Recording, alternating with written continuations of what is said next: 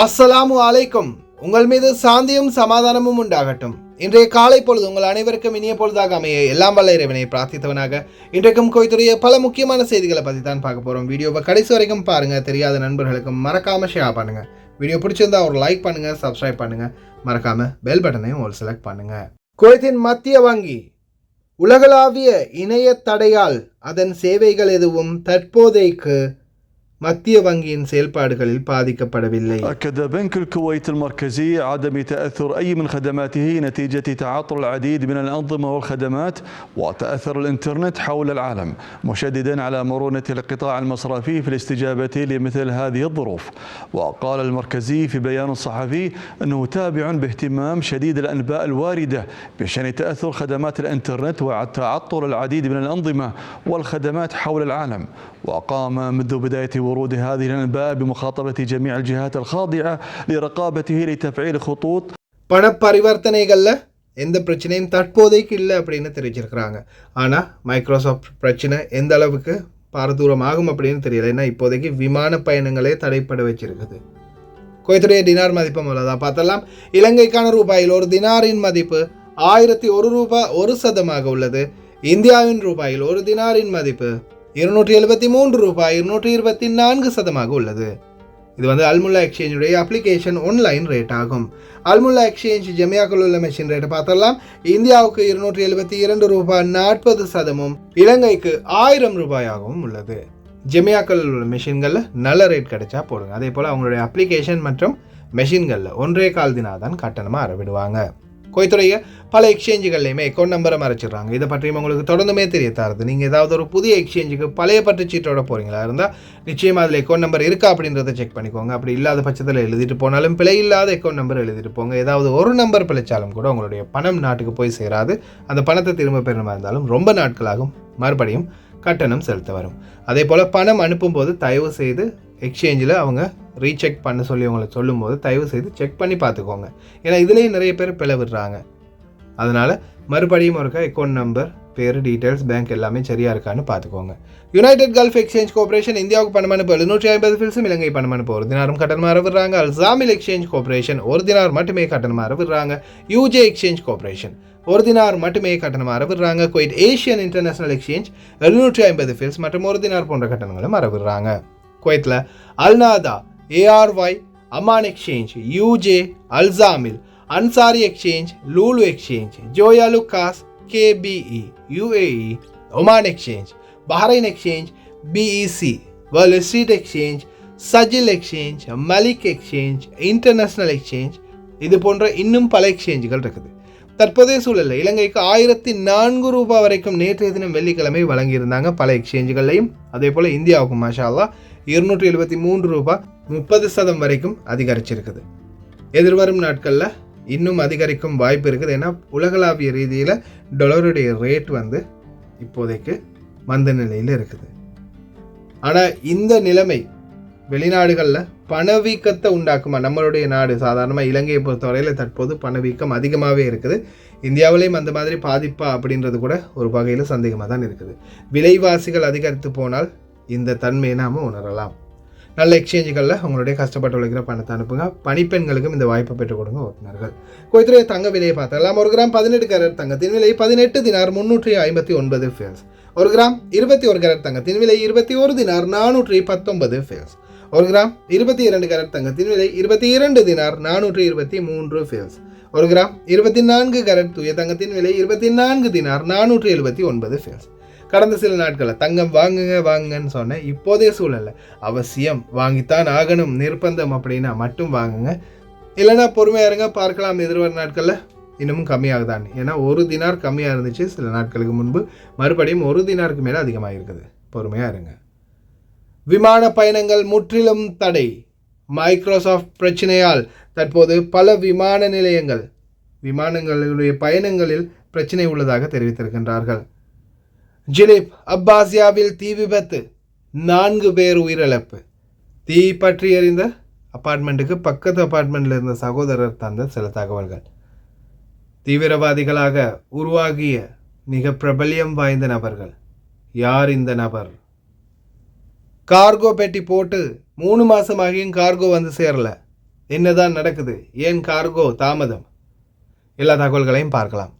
அல் Nahda பகுதிகளில் நேற்றைய தினம் தீ விபத்து ஏற்பட்டிருக்குது ஒரு வீடு ஒன்றில்.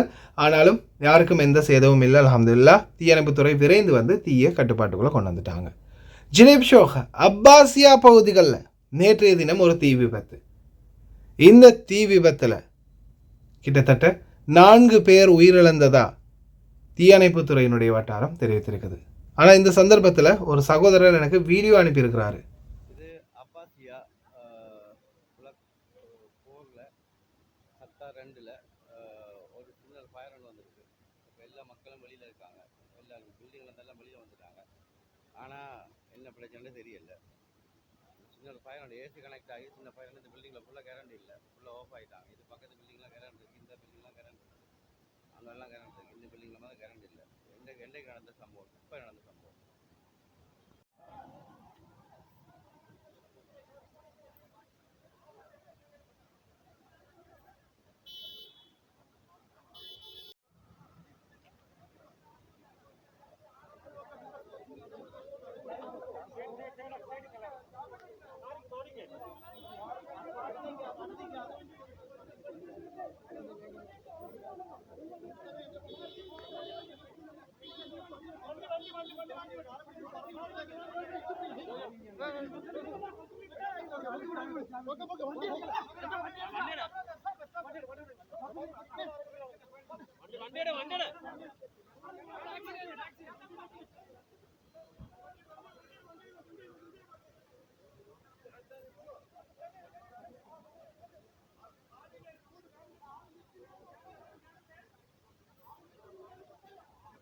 இந்த சந்தர்ப்பம் பார்த்தீங்கன்னா தீயணைப்புத்துறை வாரத்துக்கு முன்னாடியே, போலீஸோ தீயணைப்புத்துறையோ ஆம்புலன்ஸோ வாரத்துக்கு முன்னாடியே எடுத்த வீடியோக்கள் இது. ஏன்னா அந்த அப்பார்ட்மெண்ட்டுக்கு பக்கத்திலே தான் இருந்திருக்கார் இந்த சகோதரர்.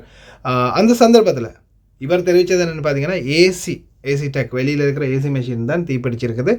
அதால் இந்த புகை மூட்டத்தால் மூச்சு திணறல் ஏற்பட்டு பெண்களை வந்து ஒரே ஒரு பெண்ணை தான் அவங்க வந்து வண்டியில் ஏற்றி கொண்டு போயிருக்கிறாங்க. அதுக்கப்புறம் இன்னொரு பெண்ணையும் வந்து வண்டியில் ஏற்றி கொண்டு போயிருக்கிறாங்க.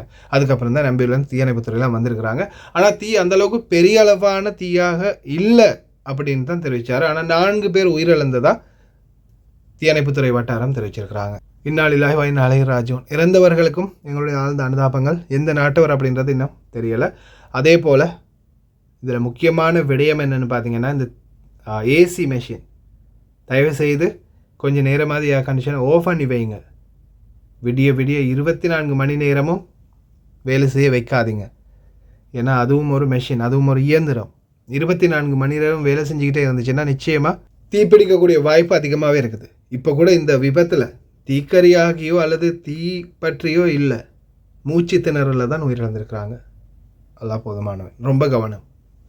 காலநிலை ஆய்வாளர் பெத்ரல் அமீரா குவைத்தில் 50 டிகிரி முதல் 65 டிகிரி செல்சியஸ் வரைக்கும் வெப்பநிலை அதிகரிக்கும் அப்படின்னு தெரிவிச்சிருக்காங்க. ஞாயிற்றுக்கிழமை வரை இது தொடரும் அப்படின்னு தெரிவிச்சிருக்காங்க. تستمر معنا الاجواء الحاره في موسم جمره القيض مع سيطره الرياح الشماليه الغربيه الجافه، فمتوقع ان ترتفع الحراره وتتجاوز 50 درجه خلال الايام القادمه حتى نهايه الاسبوع، مع هذه الرياح الجافه وهي رياح هابطه ومع حراره الارض الصاعده فتشكل ضغط في الأرض فتنحبس هذه الحرارة فتعطينا أعلى درجات حرارة خلال هذه الأيام من جمرة القيض ومنتصف الصيف. فنتمنى السلامة للجميع وعدم الخروج فترة الظهر حتى العصر بسبب ارتفاع الحرارة في هذا الوقت لأعلى معدل لها. وإذا كان عندنا شغل 50 டிகிரி செல்சியஸே தாங்க முடியலை, 65 வந்துச்சுன்னா நீங்கள் ரோட்லேயே சமையல் செஞ்சு சாப்பிடக்கூடிய சூழல் வந்துடும் போல்.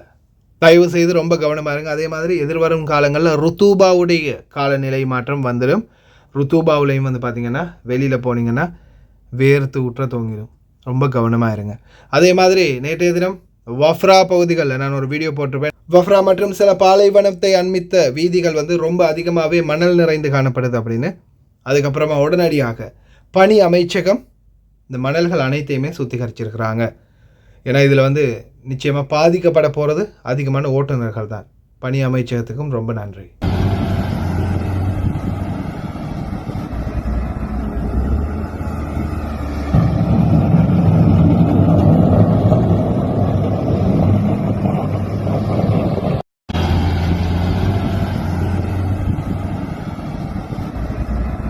குவைத்தின் தகவல் அமைச்சகத்தின் பத்திரிகை வெளியீடு மற்றும் வெளியீடுகள் துறையின் துணை செயலாளர் லாஃபி அல் சுபாய் உலகளாவிய மின்னணு இயக்க முறைகளில் உள்ள குறைபாடுகள் தொடர்பான நம்பகத்தன்மை மற்றும் வெளியீட்டு தரவுகளை கடைபிடிக்குமாறு நாங்கள் ஊடகங்களை அழைக்கிறோம். நிகழ்வு மற்றும் நாட்டின் பொருளாதார பாதுகாப்பு மற்றும் ஸ்திரத்தன்மை ஆகியவற்றில் அதன் தாக்கம் குறித்து ஊடக அறிக்கைகள் அனைத்தையும் பின்தொடரவும் நாங்கள் அழைப்பு விடுத்துள்ளோம். என்னடா மிஸ்டர் பீனுடைய வீடியோ போகுதுன்னு பார்க்குறீங்களா? எல்லாருமே இப்போ கலாய்க்க ஆரம்பிச்சிட்டாங்க மைக்ரோசாஃப்ட்டை. எதுவுமே பண்ண முடியாமல் அப்படியே ஒரு இடத்துல உட்காந்துட்டாங்க மைக்ரோசாஃப்ட். இந்த மிஸ்டர் பீன் வீடியோவை போட்டு பாருங்கள், நாங்கள்லாம் கையை காலை அசைச்சு நல்லா இருக்கிறோம், மைக்ரோசாஃப்ட் அப்படியே முடங்கி போயிடுச்சு அப்படின்னு வீடியோ பண்ணி கலாய்க்க ஆரம்பிச்சிட்டாங்க. உலகளாவிய ரீதியில் பல விமான நிலையங்களில் இந்த தாக்கம் ரொம்ப அதிகமாக பாதிச்சிருக்குது. பாருங்கள், எந்த ஃப்ளைட்டில் எத்தனை மணிக்கு போகுது, லேண்டிங் எத்தனை மணிக்கு, இரவு எத்தனை மணிக்கு, டிபார்ச்சர் எத்தனை மணிக்கு, எதுவுமே இல்லை. சிஸ்டமே அப்படியே கொலாப்ஸ் ஆகி போய் பல விமான நிலையங்களில் இதே நிலையில் தான் இருந்திருக்கு. நேற்றைய தினம் கூட நான் வீடியோன்னு போட்டிருப்பேன். துபாயில் நடந்த சம்பவம். உலகளாவிய ரீதியில் பல நாடுகளில் இந்த தாக்கம் ஏற்பட்டிருக்குது. துபாய், அதே மாதிரி பார்த்திங்கன்னா குவைத், சவுதி, கத்தார், பஹ்ரைன், இதை மாதிரி பல நாடுகளில் குவைத் ஏர்வைஸ் கூட இதை பற்றி தெரிவிச்சிருந்தாங்க. அதே போல் குவைத் நாட்டின் வெளிநாட்டு விவகார அமைச்சகம் ஒரு முக்கிய தகவலை வெளியிட்டிருந்தாங்க. நாட்டின் முக்கியத்துவத்தை அறிய மற்றும் நாட்டை விட்டு வெளியே செல்ல விரும்புபவர்கள் மற்றும் நாட்டுக்குள் வர தயார் நிலையில் இருப்பவர்கள், தொழில்நுட்ப பிரச்சனையால் விமானங்கள் பாதிக்கப்பட்டால், பயண தடைகள் ஏதாவது இருந்தால் அவற்றை தெரிந்து கொள்ள 22 22 55 04 என்ற தொலைபேசி இலக்கத்தினூடாக மேலதிக தகவல்களை தெரிந்து கொள்ள முடியும் என்பதையும் தெரிவித்திருக்கின்றார்கள். دعت وزارة الخارجية في بيان لها أمس الجمعة المواطنين الراغبين بالسفر من وإلى دولة الكويت للانتباه إلى أهمية التواصل مع شركات الطيران التي تقلهم للتأكد من عدم تأثر رحلاتهم بالمشكلة التقنية العالمية التي أثرت على عدد من أنظمة تشغيل المطارات حول العالم، والتواصل على الرقمين الظاهرين على الشاشة في حالة الطوارئ. கார்கோ போட்டு 3 மாதம் ஆகுது, 2.5 மாதம் ஆகுது, இன்னுமுமே கப்பல் போய் சேரல, கார்கோலேருந்து இன்னும் ஹார்பர்லேருந்து ரிலீஸ் பண்ணலை அப்படின்னு ஒவ்வொரு கதை சொல்கிறாங்க. அப்படின்னு இது வரைக்கும் கிட்டத்தட்ட குவைத்தில் இருக்கிற அத்தனை கார்கோவில் போட்டவங்களும் ரிசிப்ட் அனுப்பிட்டாங்க. இது சம்மந்தமாக விசாரித்து பார்க்கும்போது தான் இதில் ஒரு சில தகவல்கள் தெரிஞ்சது. சரி, அதுக்கு முன்னாடி ஒரு முக்கியமான தகவலை பார்த்துட்டு போயிடலாம். ஓமானில் தற்போது ஹுசைனியாக்களில் தாக்குதல் நடத்தப்பட்டது. أمير المؤمنين وخليفة المسلمين الشيخ المجاهد أبا حفص الهاشمي القرشي على السمع والطاعة. ஓமான் நாட்டில் உள்ள சில ஒமானியர்கள் என்பது தெரிய வந்துள்ளது. அதே போல் இதில் பார்த்திங்கன்னா மிக முக்கிய புள்ளிகள், அதுவும் ஓமான் நாட்டிலேயே மிகவும் பிரபல்யம் வாய்ந்த ஒரு சிலருமே சம்மந்தப்பட்டிருக்காங்க அப்படின்னும் போது அதிர்ச்சி அளிக்கக்கூடிய விடயமாக இருந்துச்சு. ஆர்டிஸ்ட் சுல்தான் அல் ஒமானி இந்த நபரும் இதில் சம்மந்தப்பட்டிருக்காரு. மிக பெரிய ஒரு திட்டத்தை வழிவகுத்து கொடுத்ததே இவர் தான் அப்படின்னு தெரிவிச்சிருக்கிறாங்க. இவர் ஒரு பாடகர், இசையமைப்பாளர். இவருடைய சப்ஸ்கிரைபர் யூடியூப்பில் 2.46 மில்லியன் 2.46 மில்லியன் சப்ஸ்கிரைபர் உள்ள ஒரு யூடியூப் சேனல் வச்சுருக்கிறாரு. அதே மாதிரி இவருடைய பாடல்களில் ஒன்று நான் தெளிவுபடுத்துகிறேன். எப்படின்னு பார்த்தீங்கன்னா, இப்போ ரீசெண்டாக நான் ஒரு வீடியோ போட்டிருப்பேன். நம்மளுடைய உள்துறை அமைச்சருக்கு ஆல்வேஸ் அப்ரிஷியேட் அப்படின்னு ஒரு ஷார்ட் வீடியோன்னு போட்டிருப்பேன். அதில் ஒரு பாட்டு போகும், செய்தி யா சொமு அப்படின்ற பாட்டு. அந்த பாட்டை இயற்றினவரும் இவர் தான், அந்த பாடல் குறித்தானவரும் அவர் தான். இல்லை, இப்போ இந்த தீவிரவாதிகள் அப்படின்னு சொல்லும்போதே, இல்லை அவங்க அந்த ஒன்று சேரக்கூடிய கூட்டம் அப்படின்னு சொல்லும்போதே, இப்போ நம்மெல்லாம் பொதுவாகவே சாப்பாட்டுக்கு வழி இல்லாதவனை பிடிச்சி கொண்டு போய் தான் இதில் சேர்த்து விடுவாங்க. எதுக்குமே வழி இல்லாதவனுக்கு பணத்தை கொடுத்து பணத்தாசையை காட்டி இந்த மாதிரி பண்ணுவாங்க அப்படின்னு நிறைய கதைகள் கேள்விப்பட்டிருக்கணும். ஆனால் இவங்க பணத்தாசை பிடிச்சவங்களா, இல்லை இவங்கக்கிட்ட பணமே இல்லையா, கோடியில் சம்பாதிக்கக்கூடியவங்க கூட பிரைன் வாஷ் பண்ணப்படுறாங்க அப்படின்போது தான் கவலையாக இருக்குது. ஏன்னா இது பார்த்திங்கன்னா முஸ்லீம்களுக்குள்ளே நடத்திய தாக்குதல். அதுதான் மிகவும் வேதனையான விடயம். இன்னும் சில முக்கியமான தகவல்களை பார்த்துட்டு போயிடலாம். ஓட்டுநர்களே, உங்களுடைய முக்கிய கவனத்திற்கு, இப்போ நான் ரீசெண்டாக கூட ஒரு வீடியோ போட்டிருப்பேன். ஷாப்பில் நானே டைரெக்டாக ஒரு வீடியோ எடுத்து போட்டிருந்தேன் போக்குவரத்து துறைக்கு. இப்போ கூட பாருங்கள், இந்த வயதானவர்களுக்கான பார்க்கிங் ஓல்டேஜ் பீப்புளுக்குன்னு தனியாகவே வயதானவர்களுக்குன்னு ஒரு பார்க்கிங் இருக்குது. வலது குறைந்தவர்களுக்கான பார்க்கிங் பார்த்தீங்கன்னா இந்த வீல் சேர் பார்க்கிங், இந்த கார்டு இருக்கக்கூடிய வீல் சேர் பார்க்கிங் வந்து வலது குறைந்தவர்களுக்கான பார்க்கிங். வயதானவர்களுக்கான பார்க்கிங் இப்போ நீங்கள் பார்க்குறது இந்த இருக்கிற பார்க்கிங் வந்து வயதானவர்களுக்கு. இது வந்து பார்த்தீங்கன்னா வீல் சேர் வலது குறைந்தவர்கள். இந்த பார்க்கிங்கில் உங்களுக்கு அனுமதி வீல் சேர் பார்க்கிங்கில் இருக்கிறவங்களுக்கு இருக்குது. இப்போ அதே பாபா மாமாக்கள் ரொம்ப வயதானவங்க, ஒரு 65-70 வயதானவங்க, வண்டி ஓட்டி வாரவங்க இருந்தாங்கன்னா ரொம்ப வயதானவங்க, அவங்களுக்கு தான் அந்த வயதான பார்க்கிங் இந்த பார்க்கிங். அடுத்தது வீல் சேர் பார்க்கிங் வந்து பார்த்திங்கன்னா இதில் வந்து நம்ம ஓட்டுநர்களாக வந்தோம்னாலும் நம்மளோட அந்த பார்க்கினுக்குரிய நபர் வரணும். இந்த வீல் சேர் பார்க்கினுக்குரிய நபர் யாராவது மாமாவோ பாபாவோ இல்லை அந்த வீட்டுக்குரிய மற்ற குழந்தைகள் யாராவதா இருந்தால் அவங்க வரணும். அவங்க இருந்தால் மட்டும்தான் இந்த பார்க்கிங்கில் நிறுத்துங்க. தனியாக போனாலும் இல்லை வேறு யாராவது கூப்பிட்டு போனாலும் தயவு செய்து நிறுத்தாதீங்க. 500 தினார் அபராதம். அதுவும் வந்து டைரெக்டாக போய் நீங்கள் கோர்ட்டில் தான் இந்த அபராதத்தை செலுத்தணும். அதை செலுத்தும் வரைக்கும் உங்களுக்கு பயணத்தடை. பாயிண்ட்ஸில் கிட்டத்தட்ட 7 பாயிண்ட்ஸ் வந்து குறைச்சிருவாங்க. ரொம்ப கவனம். அதே மாதிரி இன்னொரு முக்கியமான தகவல், அதிவேக சாலைகள் ஹைவேக்களில் நிறைய பேர் இந்த கேமரா பக்கம் இருக்கக்கூடிய சைட் இடது பக்கத்திலேயே தான் அதிவேக சாலையில் போவீங்க ரொம்ப வேகமாக போகும்போது. இப்போ பாருங்கள், முன்னாடி எந்த வண்டியுமே இல்லை, முன்னாடி ஓப்பன்லேயே இருக்குது. ஆனால் ஒரு நபர் அவருடைய இஷ்டத்துக்கு போகிறாரு. சரி, வழிவிட மாட்டேங்கிறாரே அப்படின்னு முன்னாடி பாருங்கள், எந்த வண்டியும் இல்லை, வழிவிட மாட்டேங்கிறாரே அப்படின்னு இந்த நபர் என்ன பண்ணுறாரு, ஓவர்டேக் பண்ணி அடுத்த ட்ராக்குங்க தாண்டி முன்னாடி போகிறாரு. இவருக்கு என்ன அவசரமோ அவர் முன்னாடி போகணும்னு நினைக்கிறாரு. ஆனால் அவர் வந்து பார்த்திங்கன்னா இடம் கொடுக்குறாரு இல்லை. சரின்னு இவர் முன்னாடி வந்துட்டார். வந்த பிறகும் இவர் சும்மா போயிட்டுருக்கிறாரு. இப்போ இவர் ஓவர்டேக் பண்ணி வந்தார், வழிவிடாமல் போயிட்டு இருந்த அந்த நபர் உடனே வந்து வண்டியால் மோதுறாரு. எதுவுமே செய்யலை, இவர் பாட்டுக்கு ஓவர்டேக் பண்ணி முன்னாடி போயிட்டுருக்கிறாரு. திடீர்னு வந்து சடனாக அவர் இந்த வண்டியை தாக்க ஆரம்பிக்கிறாரு. இது ஸ்டார்ட்லேருந்தே இருக்குது. நீங்கள் அவர் பார்த்துருப்பீங்க, அவர் போகிறாரு, பின்னாடி போகிறாரு, வழி விடுற மாதிரி தெரியல. அதுக்கப்புறமா ஓவர்டேக் பண்ணி முன்னாடி வந்துட்டார். ஆனால் ஓவர்டேக் பண்ணி முன்னாடி வந்த பிறகும் இந்த பாருங்கள், வந்து அந்த நபர் சைடால் வந்து அவருடைய வண்டியை தாக்கினார். அதுக்கப்புறமா இன்னமும் வந்து அவருடைய வண்டியை போக விடாமல் அவருக்கு முன்னாடியே வந்து வண்டியை அடித்து நிறுத்துறாரு. தயவு செய்து ரொம்ப கவனம் ஓட்டுநர்கள். இந்த மாதிரி சில கேஸுகளும் இருக்குது. அதால் ரொம்ப கவனமாக இருங்க. அதிவேக சாலைகளில் இடது பக்கத்தை பார்க்குறத குறைச்சிக்கோங்க.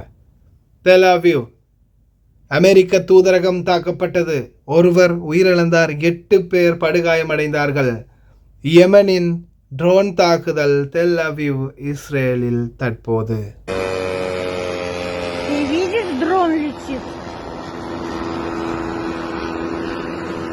Крестюш, ты видишь, что это? Блядь! Пиздец, это с какой стороны? Еще вторая фигня летит. Сейчас подожди, я в убежище или лягу просто на песок. Пиздец!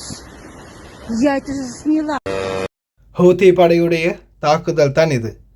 அது சம்மந்தமாக வீடியோ ஒன்று கடைசியில் அட்டாச் பண்ணியிருக்கிறேன். அதுக்கு முன்னாடி செங்கடல் பிரச்சனை. செங்கடலால் என்ன பிரச்சனை? செங்கடலாலேயா கப்பல் போகுது, கார்கோக்கு என்ன பிரச்சனை அப்படின்னு சில புத்திஜீவிகள் கேட்டிருந்தாங்க. ஒரு பிரச்சனையுமே இல்லை, செங்கடலால் போகலை, அரபிக்கடலால் தான் கார்கோ போகுது. ஆமாம், ஆனால் கப்பல் வந்து என்ன இங்கேயே உடனே தயாரித்து உடனே கப்பலை ரெடி பண்ணி கப்பலில் அதுக்கப்புறமா சாமானில் ஏற்றி உடனே அனுப்புகிறாங்களா? அந்த கப்பல் என்ன வானத்தாலையாக வருது? கடலால் தானே வருது. அப்படி வரக்கூடிய கப்பல், எல்லா கப்பல்களும் அரபிக்கடலால் வருமா? இல்லை, சில கப்பல்கள் செங்கடலால் கூட வரலாம். அப்போ அந்த மாதிரி கப்பல்கள், சில கப்பல்கள் வரும்போது இந்த மாதிரி பிரச்சனைகள் எல்லாம் தாண்டி தான் அவங்க இந்த நாட்டுக்குள்ளே வந்தாகணும். எம்டி கப்பல், அந்த கப்பல் வந்து அதுக்கப்புறமா இங்கேருந்து லோடு ஏற்றிட்டு அதுக்கப்புறமா அரபிக்கடலால் நாட்டுக்கு போவாங்க. ஆனால் இப்போ என்ன பிரச்சனைனா, ஒன்று இங்கே வந்து கப்பல் வாரது தாமதம், வந்து அதுக்கப்புறமா லோடு அடிச்சுட்டு இங்கேருந்து போகிறதுலேயும் ஒரு தாமதம் இருக்குது. அதே மாதிரி இன்னொரு விடயம் என்னென்னா, இந்த நாட்களுக்குள்ளே ரொம்ப ஸ்ட்ரிக்டாக ரொம்ப இறுகி போயிருக்கிறதுக்கு காரணம், இப்போ நிறைய பேருக்கு தெரியும், இந்த பெட்டி கார்கோ பெட்டி போடுறவங்க இலங்கையர்கள் 90% கார்கோ பெட்டி போடுவாங்க. இந்த மாதிரி பெட்டி தான் போடுவாங்க நாட்டுக்கு போகிறதா இருந்தால். கிட்டத்தட்ட 10,000 பேருக்கு மேலே பொது மன்னிப்பில் நாட்டை விட்டு போயிருக்கிறாங்க. அப்போ அந்த 10,000 பேரில் பாதிக்கு பாதியாவது கார்கோ போட்டிருக்க மாட்டாங்களா? ஒரு சிலர் வந்து இந்த ஏர் கார்கோ போட்டிருப்பாங்க, கொஞ்சமாக சாமான் இருக்கிறவங்க. ஆனால் 150% இந்த மாதிரி கார்கோ பெட்டி போட்டிருப்பாங்க. 6ஆம் மாதம் 30ஆம் தேதி வரைக்கும் பொது மன்னிப்பு இருந்தது. அதுக்குள்ளே எப்படியுமே கார்கோ பெட்டியெல்லாம் போட்டிருப்பாங்க. அக்காம இல்லாதவங்க பொது மன்னிப்பில் போனவங்க மட்டும்தானே அப்படின்னு பார்த்தா இல்லை, பாடசாலை விடுமுறையால் இப்போ குறைஞ்சது அதே மாதிரி ஒரு தொகை வந்து இங்கேருந்து ஓட்டுநர்கள் பணிப்பெண்கள் சொந்த நாட்டுக்கு போயிருப்பாங்க விடுமுறையில், இலங்கையர்கள். அப்படி போகக்கூடியவங்க அவங்களும் கார்கோ போட்டிருப்பாங்க, அவங்களும் இது மாதிரி பெட்டி கார்கோ தான் போட்டிருப்பாங்க. அப்போது எல்லா கார்கோ கிட்டத்தட்ட இங்கே எத்தனை கார்கோ 10-15 கார்கோ இருக்குது. எல்லா கார்கோவில் இருந்தும் ஒவ்வொரு பக்கமாக கார்கோ போயிருக்கும். கிட்டத்தட்ட 15,000 பெட்டிகள் போயிருந்தாலும் சாதாரணமாக ஹார்பரில் இது எல்லாமே ஒன்று சேர்ந்துருக்கும். இந்த கேப்புக்குள்ளே தானே 2-3-4 மாதத்துக்குள்ளே எல்லாருமே போட்டது தானே. அப்போ இந்த கேப்புக்குள்ளே தான் எல்லா கார்கோவும் போய் நிறைஞ்சிருக்கும் இப்போ ஹார்பரில். அதுலேருந்து அதை ரிலீஸ் பண்ணி வெளியில் கொண்டு வரத்துலையும் தாமதம் இருக்குது. ஏன்னா நான் எல்லா கார்கோ 1-2 கிட்டத்தட்ட 6-7 கார்கோட பேசி தீர்மானித்து தான் இந்த முடிவை எடுத்தது. அதே மாதிரி அவங்கள்ட்டையும் இந்த விடயத்தை கேட்கும்போது தான் ஒவ்வொருத்தரும் சொன்ன பதிலை வச்சு பார்க்கும்போது இதில் 100% இதுதான் பிரச்சனை அப்படின்றதும் தெரிய வருது. அதனால் கார்கோ போட்டவங்க கொஞ்சம் பதட்டமடையாமல் பொறுமையாக இருங்க. 2 மாதம் அல்லாது 2.5 மாதம் கூட போகலாம், மிஞ்சினா 3 மாதம் கூட போயிருக்கலாம். கார்கோ பெட்டி நிச்சயமாக வரும். வேறு எதுவும் பிரச்சனை இல்லை, இதுதான் பிரச்சனைன்றதை ஞாபகத்தில் வச்சுக்கோங்க. எல்லாத்துக்கும் காரணம் என்ன? இஸ்ரேல் பலஸ்தீன் பிரச்சனை தானே.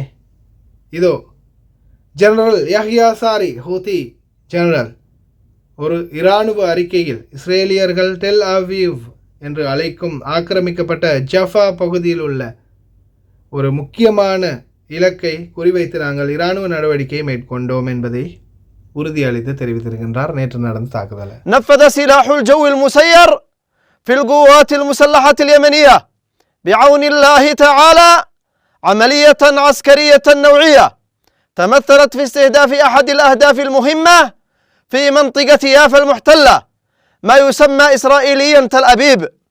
وقد نفذت العملية بطائرة مسيرة جديدة اسمها يافا قادرة على تجاوز المنظومات الاعتراضية للعدو ولا تستطيع الرادارات اكتشافها. وقد حققت العملية أهدافها بنجاح.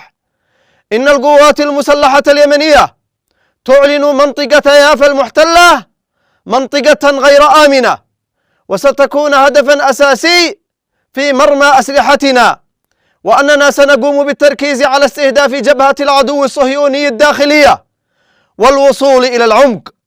إن القوات المسلحة اليمنية وهي تعلن عن هذه العملية النوعية تؤكد امتلاكها بنكا للأهداف في فلسطين المحتلة، منها الأهداف العسكرية والأمنية الحساسة، وستمضي بعون الله تعالى في ضرب تلك الأهداف ردا على مجازر العدو وجرائمه اليومية بحق إخواننا في قطاع غزة. نفذ سلاح الجو المسير في القوات المسلحة اليمنية. இஸ்ரேல் பலஸ்தீன் ஏமன் பிரச்சனை நம்மளுக்கு எதுக்கு அப்படின்னு கேட்குற புத்திஜீவிகளே, இன்றைக்கி கார்கோ லேட் ஆகிறதுக்கு காரணம் செங்கடல், மெக்டொனால்ட்ஸ், பர்கர் கிங், இதே மாதிரி இன்னும் எத்தனையோ வேலைத்தலங்களில் தொழிலாளர்கள் வேலை இழந்து டெலிவரி ஓட்டுநர்கள் டெலிவரி ஓர்டர் இல்லாமல் தவிக்கக்கூடிய சூழல் எல்லாமே வந்ததுக்கு காரணம் இந்த இஸ்ரேல் பலஸ்தீன் யுத்தம் தான். தங்கம் விலையேறுது, இன்னும் சில விஷயங்கள், அதெல்லாம் பார்த்தா இந்த செங்கடல் பிரச்சனை தான். இது எல்லாமே சுற்றி வர இந்த இஸ்ரேல் பலஸ்தீன் யுத்தத்துக்குள்ளே தான் நிற்கிது. நம்ம நினைப்போம் நம்மளுக்கு இது சம்மந்தமே இல்லை, நம்மளுக்கு சப்ஜெக்டே இல்லை அப்படின்னு. ஆனால் நம்ம ஏதாவது ஒரு வகையில் பாதிக்கப்படுறோம் அப்படின்றது நம்ம உணரும் சந்தர்ப்பம் வந்து சில நேரங்களில் தான் வரும். அது அந்த மாதிரி ஒரு சிலர் சுட்டி காட்டணும், அப்படி இல்லையா தானாகவே உணரணும். ஒரு சிலர் வந்து அதை புரிஞ்சு கொள்வாங்க, ஒரு சிலர் உலக அரசியலை பற்றி யோசிக்காத ஒரு சிலர் என்ன செய்வாங்கன்னா அதை கணக்கெடுக்க மாட்டாங்க. ஆனால் உண்மையான நிலவரம் என்னென்னு பார்த்தா இதுதான் உண்மையான நிலவரம். ஓகே ஃப்ரெண்ட்ஸ், கடைசி வரைக்கும் பார்த்து எல்லாருக்குமே ரொம்ப நன்றி. தெரியாத நண்பர்களுக்கு மறக்காமல் ஷேர் பண்ணுங்கள். வீடியோ பிடிச்சிருந்தால் ஒரு லைக் பண்ணுங்கள், சப்ஸ்கிரைப் பண்ணுங்கள். இன்னொரு நல்ல தகவலுடன் சந்திக்கலாம்.